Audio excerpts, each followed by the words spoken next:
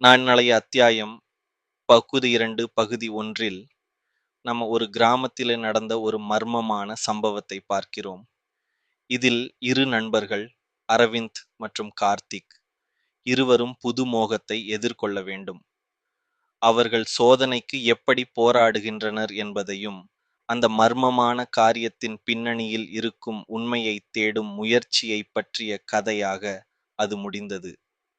பகுதி 2 அரவிந்த் மற்றும் கார்த்திக் இப்போது அந்த மர்மத்துடன் முழுமையாக பயணித்துக் கொண்டிருக்கிறார்கள்.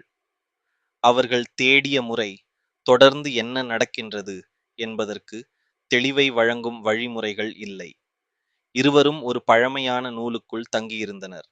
அந்த நூலில் குறிப்பிட்ட இடங்களின் விவரங்கள் மனிதர்கள் காண்பது தவிர ஒரு கொடூர சதி என சொல்லப்பட்டவையாக இருந்தன.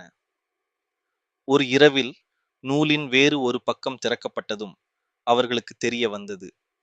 அவர்கள் தேடிய மர்மம் தாயார்களின் படிப்பை மீறி காலத்தை தாண்டி இருக்கும் ஒரு பழமையான சக்தி.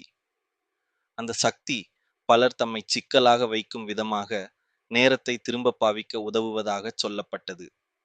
ஆனால் இந்த சக்தியை காணும்போது அவர்கள் ஆழ்ந்த தடைகளை எதிர்கொள்வார்கள்.